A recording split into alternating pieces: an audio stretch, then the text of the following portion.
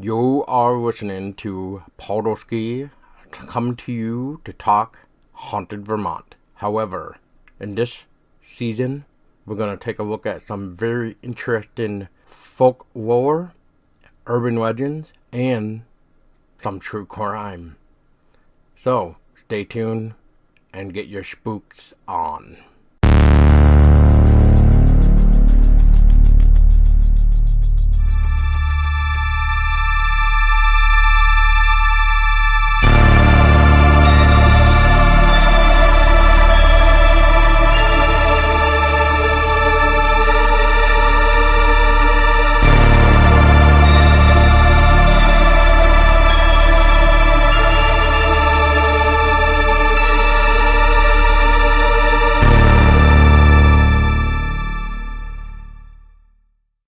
In order to save energy during a long, cold Vermont winter, the truly ingenious, old-time Vermont native would find a way to conserve food and heat by freezing their old folks. Yes, you heard me right. By freezing their old folks for the duration of winter and thawing them out in the springtime. Maybe Vermonters were onto something long before science fiction made suspended animation worth consideration. These days, there are cryogenic laboratories free-drying the heads and bodies of those who can't afford it. But unfortunately, or fortunately, due to cell damage during freezing, they haven't figured out a way to bring frozen folks back to life. Perhaps the old-timers in Vermont can give them a few tips. A strange tale describing this unbelievable ritual was published on the front page of the Vermont Pillar, Argus, and Patriot on December 21st, 1887. The story, reported to be true, tells of a poor northern Vermont family who had established the idea of putting their elderly and weakest family members into cold storage until they could be thawed out just in time for spring planting. What you're about to hear now is a story by Wesley S. Griswold from Mischief in the Mountains, published by Vermont Life, 1970.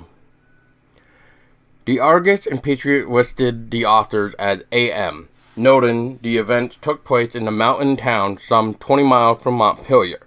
A.M. wrote that the tale was told by his Uncle William's diary. January 7th. I went on the mountain today and witnessed what to me was a horrible sight. It seems that the dwellers there, who are unable, either from age or other reason, to contribute to the support of their families, are disposed of in the winter months in a manner that will shock the one who reads this diary, unless that person lives in that vicinity. I will describe what I saw. 6 people, 4 men, and 2 women. One of the men, a cripple, about 30 years old. The other 5, past the age of usefulness, lay on the earthy floor of the cabin, drugged into insensibility, while members of their families were gathered about them in apparent indifference. In a short time, the unconscious bodies were inspected by several old people who said, "They are ready." They were then stripped of all their clothing, except a single garment. Then the bodies were carried outside and laid on logs exposed to the bitter cold mountain air, the operation having been delayed several days for suitable weather. It was night when the bodies were carried out, and the full moon, occasionally obscured by flying clouds, shone on their upturned, ghastly faces, and a horrible fascination kept me by the bodies as long as I could endure the severe cold. Soon the noses, ears, and fingers began to turn white. Then the limbs and face assumed a towel look. I could stand the cold no longer and went inside, where I found a friend in cheerful conversation. In about an hour I went out and looked at the bodies. They were fast freezing. I could not shut out the sight of those freezing bodies outside.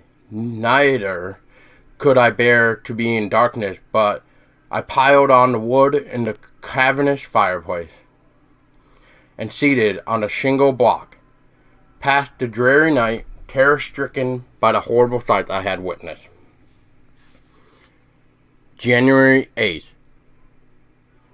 We shall want our men to plant our corn next spring, said a youngish looking woman, the wife of one of the frozen men. And if you want to see them again, you come here about the 10th of next May.